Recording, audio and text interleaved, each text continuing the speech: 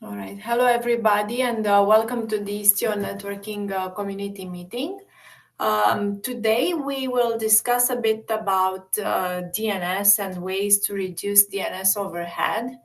And John, I hope you're here with us because you want to cover this particular GitHub issue. I am sharing my screen, but it might be better if you actually share your screen and you describe a bit the problem. Okay, yeah, let me share my screen real quick. So basically the issue that we're seeing is that pretty much any large customer has mentioned that they have way too many DNS requests and that they need to scale up their DNS servers. And the root cause of this is how Envoy works. So for any strict DNS cluster, which is going to be the bootstrap clusters we create for pilot and tracing, as well as anything with resolution DNS for service entries. So for each one of these clusters, Envoy will send a DNS request every 5 seconds by default. So if you have I think I have in here like a straw man cluster with 1,000 pods with 10 service entries, Envoy will generate 14,000 requests per second to the DNS server, which is pretty absurdly high. So there's a few suggestions I have in here on ways we can reduce these. The most obvious one is reducing the frequency of requests. I think 5 seconds seems extremely aggressive. I think most TTLs for DNS are 5 minutes at least. And especially for Kubernetes services, because Kubernetes services, the IP address will never change unless you completely delete and recreate the service. Even during an update, the IP address will not change. So querying every 5 seconds from every single Envoy for the DNS or the IP address of something that never changes doesn't make sense. So my understanding, so I think like a 5-minute default TTL for Kubernetes is the right thing to do. Sure. What I don't understand is the implications for non-Kubernetes-based platforms. I would suspect it's exactly the same thing as in Kubernetes because we are talking about VIPs, not endpoints. So even raw VMs and other things will still hit a stable address most of the time.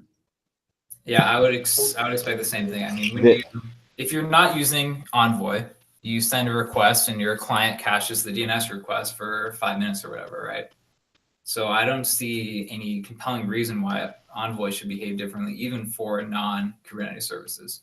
So, and I think the other thing is that we can set the default to 5 minutes, but there does be a way to override that default. So Sure, if we get it wrong for some platforms, people still have recourse.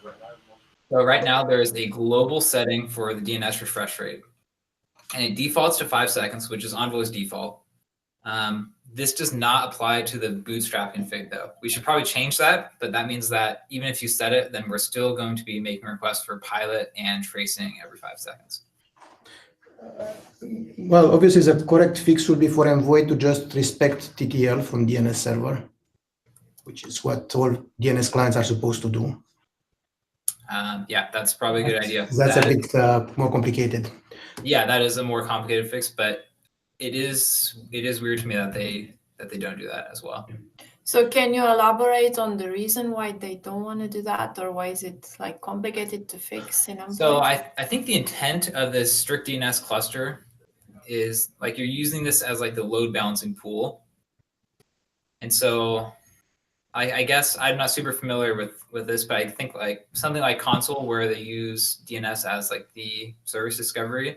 And so they want to keep it up to date. So they still use the TTL. So okay. So yeah, I think that's the motivation. I have sent a message on their Slack channel asking them if there's any negative impacts of increasing this from 5 seconds. And they said it's basically just up to you on how willing you are to have stale responses. So I guess the thing I didn't understand earlier about the global setting is can we tailor it just for the if we do it for 5 minutes, if we change the default to 5 minutes, what else is that going to catch? any service entry. Yeah. So you could create a service entry for an internal Kubernetes service and for Google.com, and it would apply to both of them. Not necessarily. I mean, only services that have load balancer policy set to strict DNS. Yes, yeah, that is because true. The service revolution is actually done by Envoy by the application itself, and that is respecting TTL and everything else. If you did delete the Kubernetes service and then recreate it, Envoy would keep the old pre-created IP address until it timed out 5 minutes later. Yes. That is correct, yeah. So for instance, for the pilot connection, in the really weird scenario that you delete your pilot service, you recreate it, then yes, there is going to be a period of time up to the DNS refresh rate that you may not be able to connect to pilot. But you'll not be able to connect because if you delete the deployment, you'll also get the certificate or root CA. Yeah, I think a lot of other things will break if you do this kind of test to delete Istio end. I don't see any downside to this. I mean, yes, there are some corner cases, but if someone wants, they can change the default and override it. I don't think 5 minutes it's any problem with that. You think 5 minutes is the default we should set it to? Sounds quite reasonable. It will cover most production use cases quite nicely. Okay, I would agree. And maybe file a bug just to cover, Envoy to make sure that they just follow the standards because they exist for a reason. Okay. Sounds good. Do we want to do this for 116, which means like today? I don't think so. It's the default, so if they want to change it today, they can change the setting. Good point. Yeah. But for the new installer, definitely we should use 5 minutes for both default and for the ADS. Yeah, and so we should make this configurable in the bootstrap as well with the same setting. Is that the consensus here? The bootstrap would be referring to pilot and tracing configuration. Yes, I mean that's configurable through the injector, so it's fine. Which also gets the stuff from the global values. So it's. Do these strict DNS queries only ever resolve to VIPs? No, if for the bootstrap, yes. For the maybe. So in the case you define a service with the load balancer type DNS, then it will resolve for normal resolution. That's how Envoy will do load balancing for those things.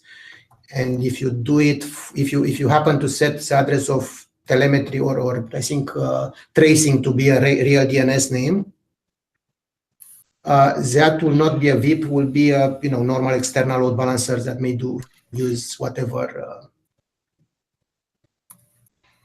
So long term, maybe this should be a setting in destination rule and specific to the zip key or whatever service we are discovering. I mean, actually, it's destination rule really. But is it worth adding it to the proper API?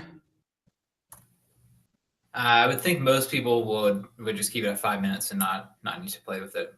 But what you mentioned, it's a very valid use case where you are talking with an external service, which depends on actual DNS doing the load balancing. Those use console or they use, zone aware, whatever load balancer. For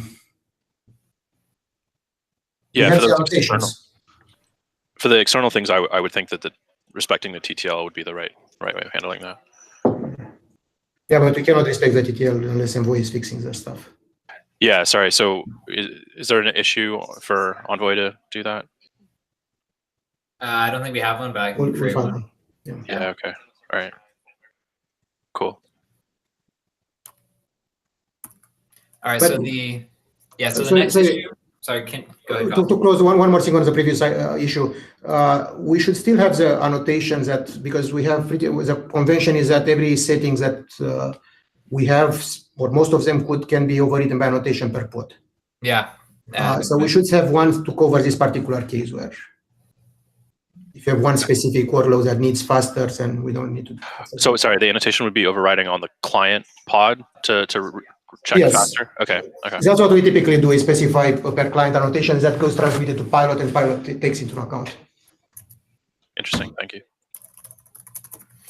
Okay, so the next issue is throughout all our documentation, samples, etc., we use DNS resolution on our service entries for even very simple cases like expose google.com, which causes all these unnecessary DNS requests, should we change our samples and our standard to using resolution none instead of DNS when it's not necessary?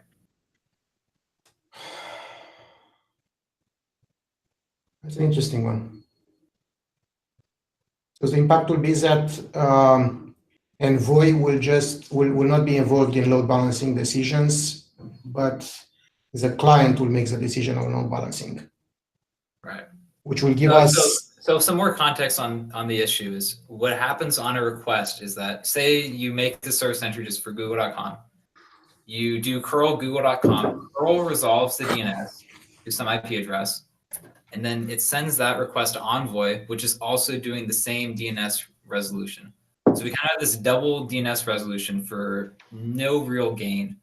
And so the client is going to do the resolution no matter what. So it seems to me that it doesn't make sense to do it twice. Actually, it's worse than that because a client may resolve to one IP address, Envoy may resolve to a different IP address, and Envoy will talk with the original IP and think it talks with that IP address, but in reality, it will talk with a different IP. I think that's a bug. I mean, it's not even intended behavior. Yeah, I think that's a very good catch. And we should definitely change those, except for the examples where we use the address directly, because you So there specify host or address, right? Yeah. Yeah, so I think there's one example where like we send it to like different regions or something. So like in those cases, this would be needed. But I think for the standard examples, we could clean them up. And yeah, for the address, it should be none though, right? I think it should be none. Like none should be the default. You should only switch to DNS if there's a compelling reason you need it, right? So for HTTP services, how it will behave? You have the host name, and the destination rule matches on, or service entry matches on host name. And then it will apply resolution none and will use original IP to forward to whatever the client resolved. But it will still use the host name as main key. Okay, then it's fine. Does this work for mesh expansion when you have multiple pilots? Yeah, it's the same. Okay.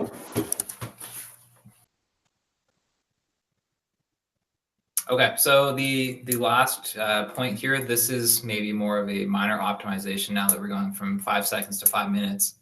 But due to the way that the DNS resolution search works in Kubernetes, if you do a request for, say, google.com, it's actually going to make 6 DNS requests because first it looks in google.com.namespace.service.cluster.local, blah, blah, blah. It tries all these things before it actually goes. And so one way to avoid this would be to do a request for google.com dot. And so the dot at the end is, I don't know if it's called unambiguous, fully qualified name, or if I made that up, but that will make it so it doesn't actually go through the full search. But we reject these in Galley and Pilot. So is there a reason that we should reject these? Should we allow them instead? And should we even recommend them or use them in our Bootstrap, for example? It's clearly a bug. I mean, it's definitely recommended by DNS standards, and they are clearly valid DNS names, so they should not be rejected. Yeah, I mean, DNS standards. That was the first part. There is no question. The second one, I think, yes, as well. Anyone has a concern with that? 1.2. Yeah. This would definitely be 1.2, not 1.1. That would also, using the unambiguous domain name, I think would also resolve an issue where I think you can kind of do some hijacking. If you create a service, say Google service in the namespace com, then the DNS request for google.com would resolve to that instead of the real google.com. But that's probably a minor, not really very related. Well, it's a security problem. Actually, that's a very good. But that's not Envoy specific, right? That's a Kubernetes. Sure, but it's something that will make it candidate for 1.1, I would think. And the fact that we don't follow the DNS standard, which is the oldest standard in the books, probably also, I mean, that this validation part could also be fixed in 1.1. Well, what do you mean by the DNS standard? I mean, I've never, until like a week ago, I never even knew about this period at the end. Yes, me neither. That's how DNS. Let's not make this like a critical bug. I think it's a great find, but not something that needs to be like backported. It's not a bug, right? It can definitely optimize things, but it's No, not. no, no. The fact that we reject valid DNS names is a bug. I mean, the google.com dot is a valid DNS name. Well, yeah, I think that is true. Right, So but I mean, it's a bug, but it's not like that bad. probably it's Yeah, not is it- critical, but it's Is it recommended to use these though? Because I've never even seen these used. Is why I'm Yeah, is this it's not actually a re- customer issue?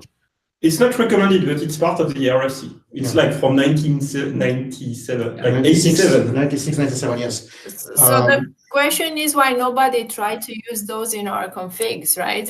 Yeah, so that's my question too. I'm not a DNS expert. I saw this and I tried it out and it reduced the request a lot. So I'm wondering, is there a downside to this? There is no downside to that. I can tell you. I mean, the meaning of that is that you should not try to use resolve.com. Yeah. Resolve.com have a number of tries those domains first, and Yeah. I think you can even set your DNS resolver to use top level to not. No. So if you Okay. change the Kubernetes search space, it's going to break a lot of other things. Yeah.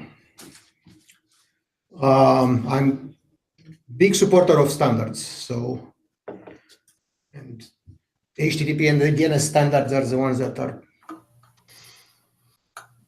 Okay. So it sounds like the action items are change the default to 5 minutes. Make sure the Bootstrap also uses the same config. Recommend resolution none and allow the unambiguous fully qualified domain names.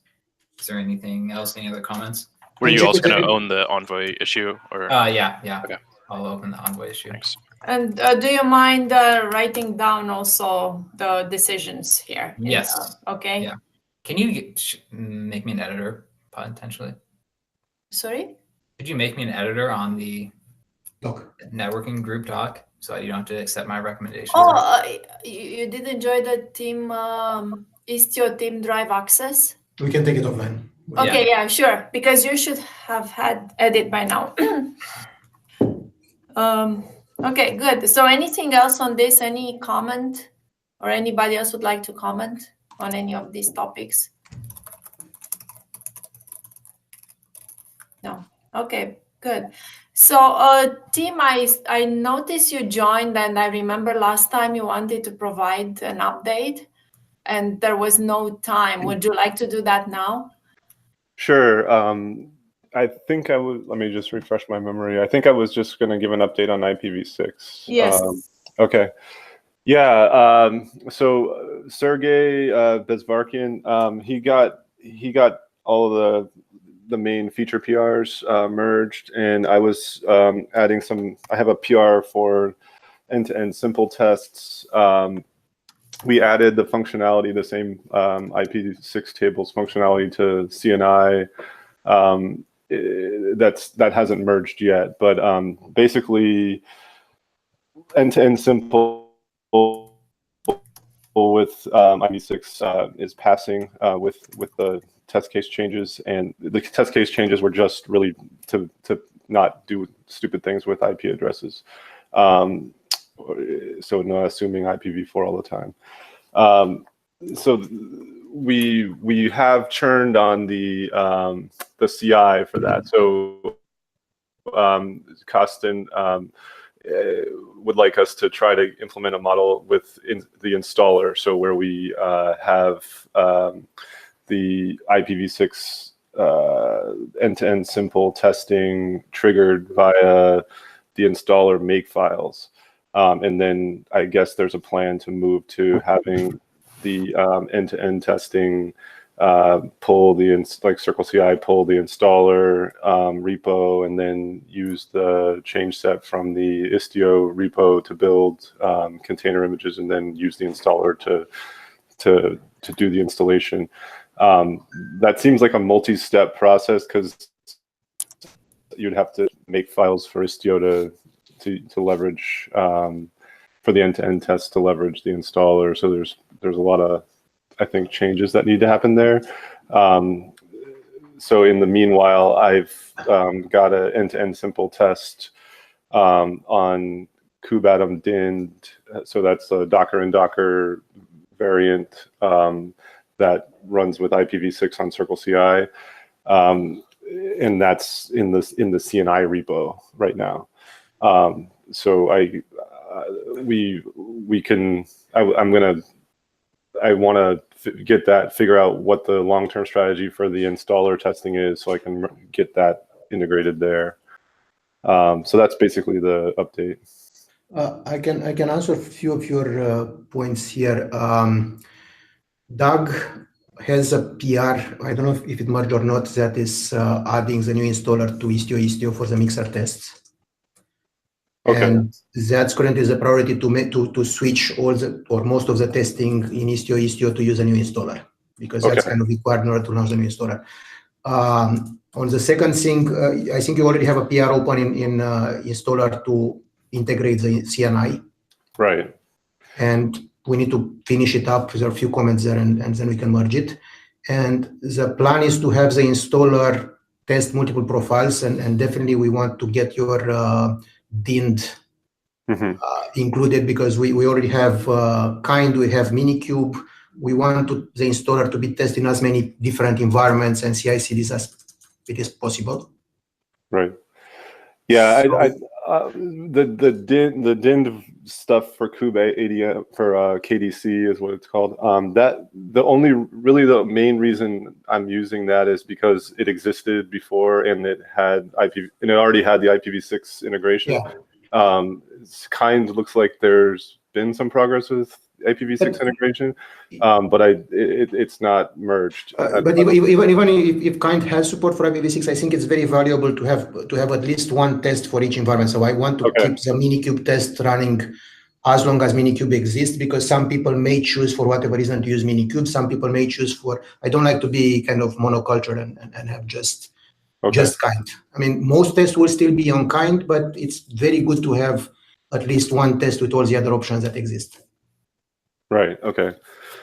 Yeah. So just to make sure it's clear, also the CNI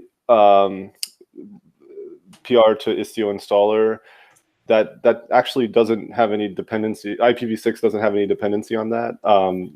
So the stuff I would be proposing would be a separate PR, and it would be a totally just the test, not a new installer functionality, because the Istio installer doesn't have to do anything for IPv6. It's just going to be on an IPv6 infra, and it would just be how do we trigger the KDC to IPv6. Okay.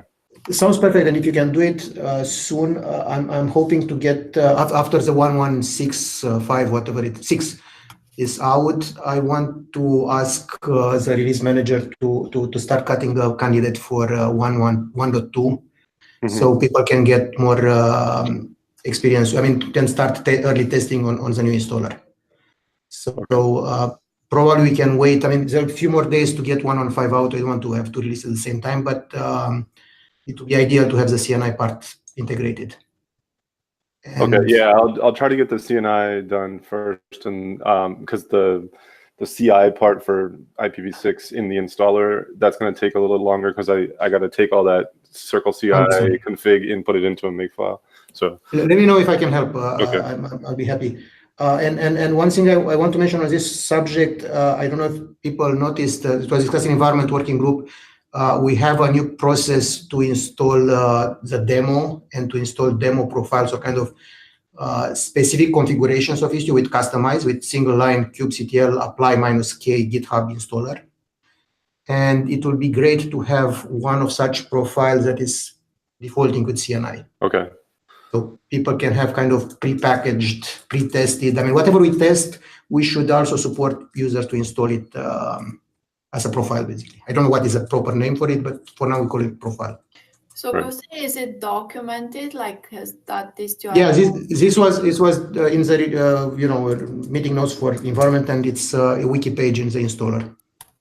Okay, and it will be moved to Istio.io, right? Like we will have to update those setup sections. So the documentation will, some tech writers and people who know about docs will need to translate them. Right now, it's it's a proposal and a wiki page to get people started. But once it is tested, and if the community accepts it, then obviously it needs to be documented in Istio for 1.2 release.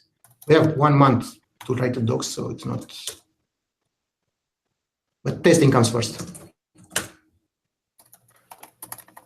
Okay. So we'll try to link the wiki page. I'll put a link.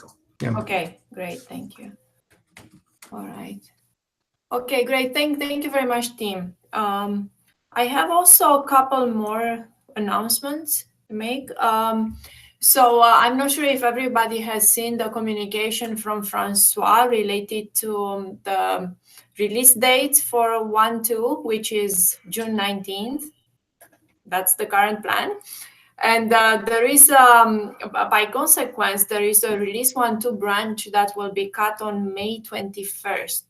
What does this mean? That means that every feature or bug fix after May 21st that will need to be released into 1.2 will need a special approval from the release managers.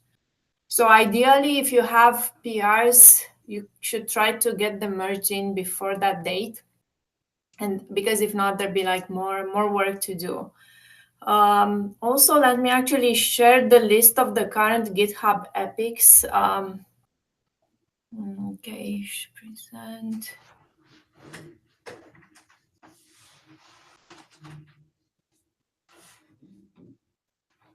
Okay, so it's linked from the meeting notes document. And these are the epics that I currently tagged for milestone 1.2. And you see there are like UX improvements, refinements to namespace isolation. This is basically refinements to the Sidecar API. There are a bunch of issues related to security of Istio. There's a big one for Istio multi-cluster, which has way too many issues attached to it. I'll show in a minute. And obviously, I also added the IPv6 support team and Sergey, mainly because it's almost ready, right? So I think we can safely tag it for 1.2. Let me just go inside the IPv6 support and show to everybody how this looks like. So this is a big epic, a grouping for all IPv6 features. And look how many issues were fixed in that area, right? So all these are closed or fixed. Are they closed or fixed? I think they are closed by being fixed, or is that correct, Tim? What it shows here? I think they should be. Yeah, I'm not really. I haven't scrubbed any of those issues. Oh, so okay, yeah. So ideally, they should show up as fixed, I think, or closed. I think a lot of them are fixed, but we probably have to. Some might have been closed. Just. I think the Stalebot hit a lot of those. So. Okay. Yeah. But I think a lot of them are fixed, so we might have to actually scrub them. Oh yeah, that's what may have happened. Like the Stalebot went and closed all your issues, and your PR probably did not like fix them. Right. So the way to work around the Stalebot is to mark issues as enhancements, kind enhancements. In theory, there should be a longer time, like there should be a few months until that issue is being tagged as stale. Okay. Right. And there is like, you have a new one that, somebody complaining that there are too many IPv6 DNS queries. Right? Andrea, can I add a small comment to what you just said about my communication? Okay. Because I'm not sure it's very clear. If you have been in the past, like if you have been working on an issue that was tagged as 1.2, verify if you really want it to land in 1.2, verify it's currently still marked with this milestone, because most of the 1.2 milestones have been moved to 1.3. So that's part of the communication, and I think it's very important to note. Yeah. Yeah, so for some of these, I actually moved myself just today. For instance, let's take this one.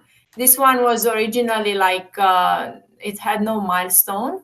Oh, it still doesn't have a milestone. So let's say we go here and we target to milestone 1.2. And if you're working on an issue and it shows milestone 1.3, but you actually want it in 1.2, please go ahead and change that. Okay.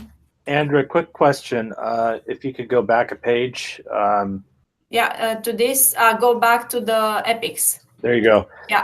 There's an epic for the environments work group that we worked through, and I don't think it's captured here. How are you filtering? Is there something that we need to set? Yes. So what I show here is just epics that are tagged with area networking. Okay. I basically go here, and my two filters are epic and area networking. If I change it to be environments as well, it will pick up your. Oh no, it's okay. Now I changed them all. What happened? Oh, you guys have no issues in. I know why, because all your environment epics are probably in a different milestone or something. Yeah, we'll get that straightened out. Thanks, Sandra. Yeah. You had mentioned the security stuff, and some of the stuff is cross-cutting, and especially that multi-cluster gaps and issues.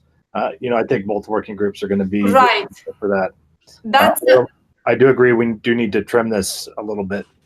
Okay, let me actually show you also what we've been doing in the past. So there are some cross working groups, epics and issues.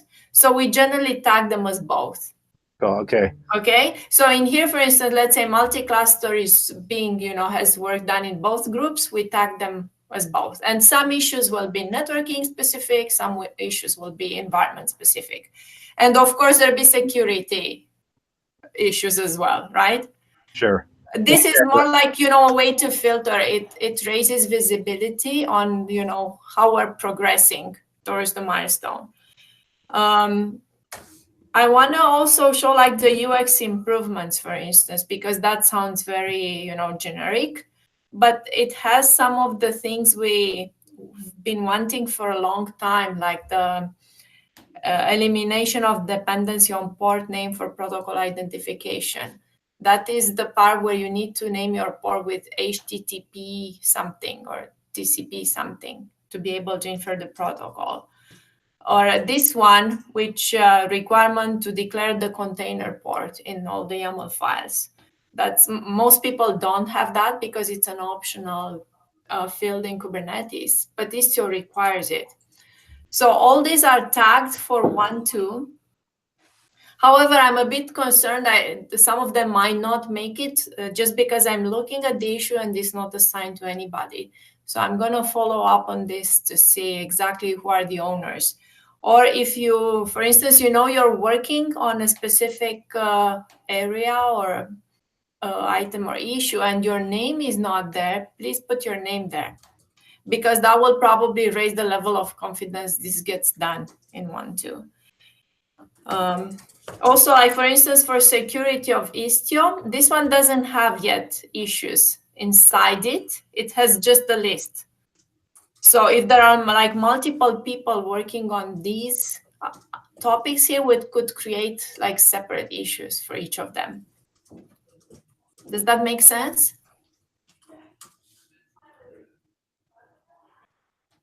Yeah, Andrew, that totally works for me. And then I think my question for you would be priorities. P0 is stuff we need to be working on ahead of P1 and P2. Is that your take? Yes, definitely. So P0 is the must-have, right? P1, it's not mandatory. The thing is, I think we again mark too many things as P0. And given that we have the code mode initiatives as well, some things might not make it. So I think we might need to revisit the urgency and the criticality of some of these issues for 1.2. But in practical terms, I believe the plan is to have this release be date-driven, meaning that on whatever date was discussed, the branch will be cut and then bug fixes only, and then everything else will automatically go to 1.3. There is no. That would be the strategy. Yes, like on the date the branch will be cut. Most of the bug fix will be accepted during the freeze time before the release. If it's really a bug. Yeah, if it's really a bug. There will be discussion, obviously. It's not like if there is like obviously a great feature that can land and you are like optimist on this, we will discuss. But mostly that's exactly what Austin described. After the freeze, bug fix will be accepted. Which really means that it doesn't matter what tags we put and what we put. I mean, if the code is in for the feature by the date, then no problem. Otherwise, It will have to slip into 1.3. But sorry to be cranky about this. If we slam a feature in that's not ready before the freeze, we will evict it too. Okay, sorry. It's got to be well tested and everything. That's what I meant to say, Josh. Sorry, that was exactly my point I was trying to make. That if something is ready and by the freeze date is good, but we don't want to kind of put P0 and say that it must go in the last moment and. Yeah, there will probably be a discussion around I'm trying to keep an eye, like a huge dashboard on the priorities right now, and like there will be discussion about what is a P0 or P1 in the day preceding the freeze, obviously. Yeah. Just to echo all of that, if there's no test cases and it's a feature, it's probably get reverted. Probably 1.3, yes. Yep. Yeah. Yeah, and maybe I can use this opportunity to introduce Francois, who will likely be the release manager for 1.2, along with Lynn. Yeah, that's on the agenda for tomorrow. Yeah, so that will be like voted tomorrow in the TOC, but I don't think people will really disagree. So just in case you suddenly need to find out who's the release manager, it's very likely it will be Francois and Lynn. Francois doesn't like beer. You'll have to find some other way to bribe him. Hey, Josh, real quick, how did you escape? I want to know. Francois reports to me. I see how it works now. Okay. Oh, Josh, you are a manager? I didn't even know that. By the way, Lynn, did you know about this? Or is the first time you hear? No, I don't know Josh is a manager. I do know about this. Okay, good. He's got a Captain Kirk shirt on, so clearly he's a leader. Oh, no, that's actually John Belushi, by the way. It's not William Shatner. It's John Belushi. But it is a Captain Kirk shirt. Yes, it is. And I think we have a rule that nobody will be release manager for more than one release. So far we stick to this rule. So that's great. Pain will be there's an end to the pain. Time will come, right? There is light at the end of the tunnel. Okay, yeah. So in case there is some epic or some big area I don't have here. For instance, I don't have one for CNI. I think it would be great to have one for CNI, especially if it's, and just to show, just to show a bit when we will write the release notes, we can have, a big feature and then like the smaller features as well. But for CNI, I think it was code complete in 1.1, and we are not planning any major changes. I mean, except the IPv6 stuff, no? Which is covered. Yeah, I was gonna probably lump it under that IPv6 support one, maybe, or but we've been tracking the issues in the other repo, so the CNI repo. Okay. Yeah, and also there's an install kind of epic where there's a lot of work that needs to be done, where it is sort of tracked, at least. Yeah. That install epic is, sorry, go ahead, Andrew. No, I just meant to say the install is for the environments working group, Steve. Yes. So it would be great if you could add one there. It just helps us be a bit more organized. Oh, we already have the epic, but so what's your request? And I'll make it happen. Team? I don't have a request. I was gonna just say that epic exists, and I think it was under the install working group or environments. Sorry. One thing we should discuss, if you have the test, after you have the testing, one thing we should discuss is if we should make CNI as a default in the 1.2 or recommended or something similar. Since it's modular installer, again, it's up to the user which profiles they choose to install, but we should discuss the recommendations for this. So Andre, just to clarify, so the big things for CNI is the install, but that's being tracked under the install epic, the IPv6, which is being tracked under the IPv6 that you're looking at now. And then there was a separate effort, which won't make 1.2, to possibly have Envoy be out, in its own container, or its own pod. But that's not going to make 1.2. So in summary is I don't think we need a separate CNI epic of any type. They're covered under the other epics. Yeah, I agree with that. Okay, great, thank you. All right, maybe since we have a few more minutes, I wonder, how are you doing with the code mauve? Because there are like, every working group will need to have, the test plan and the test cases, right? I haven't been participating in the latest discussion, so Josh or Costin, do we have like some requirements that are percolating down we need to take care of? We have a lot of plans and requirements for sure. Yeah. Test is a missing part. Yeah, so I think every working group is supposed to create a test plan, a functional test plan. And then I think Oz and some other people are working on tooling to actually associate the test plan with specific test cases and whether they pass or fail. So Louis took a first stab actually at a networking test plan, but I think he he put in like half an hour, ran out of time. So it's far from complete. This was something else I was going to bring up on the TOC tomorrow to basically say, look, we need to start having something like a weekly meeting with working group leads to really get movement on things like the test plan. Some areas have filled it out, others haven't. So I'll link in the tab to this document right now so you guys can see it. Okay. But if you remember, in all past releases, we had after the release candidates were cut, we had the manual testing where everyone in the working groups and everyone working on Istio was supposed to do manual testing based on a spreadsheet. This test plan, I mean, it's wonderful to have the spreadsheet, but it will require everyone to start, kind of covering everything that's in the test plan. Yes. At least manually, because again, we cannot automate everything, and ideally with an automated test, but it's an improvement over what we had the previous releases with the manual testing.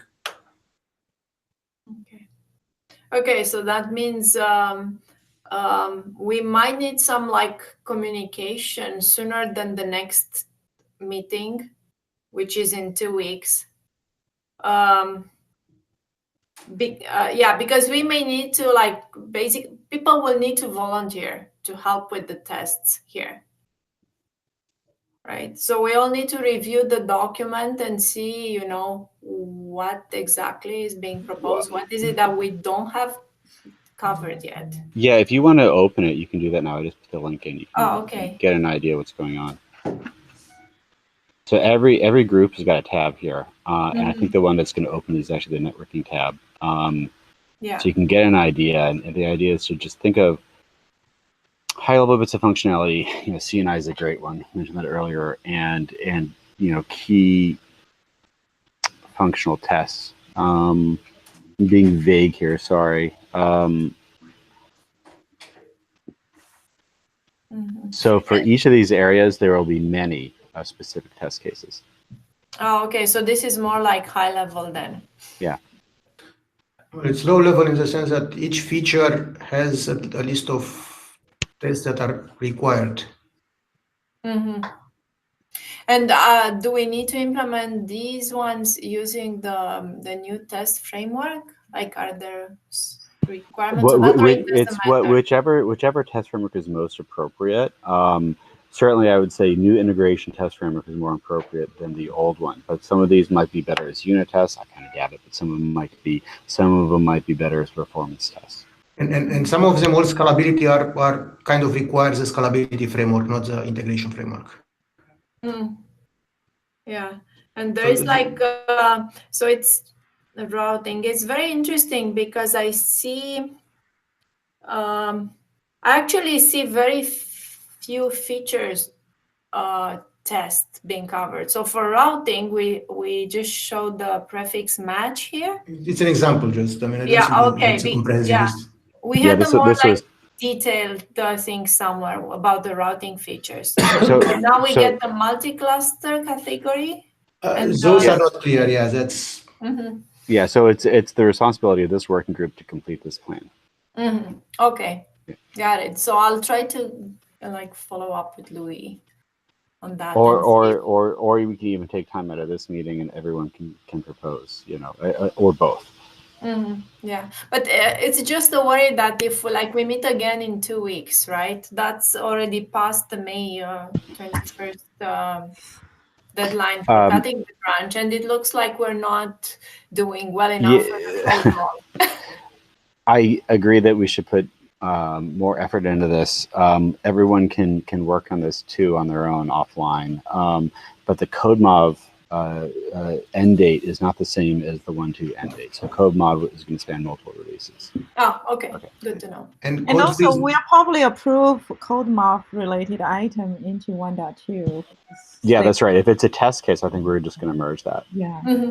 Okay. Good. So should I be like going through here and adding features, or should I propose a feature and then Andra or someone else is Just like add them. the one that actually adds it? Just add them. I like that. Yeah. Andra, what do you think? Just add it. Yes. We don't need, when it's about test coverage, you don't need approvals. I think we need triple LGTMs. How about that? Well, we have a process for that actually. Okay. You put an annotation somewhere and. Yeah. So let's try to add things here, and then maybe we'll review it in 2 weeks. How about that? Okay. All right. So are there more, questions in people's mind, topics, things to discuss? We have 10 more minutes. We can also adjourn a bit earlier.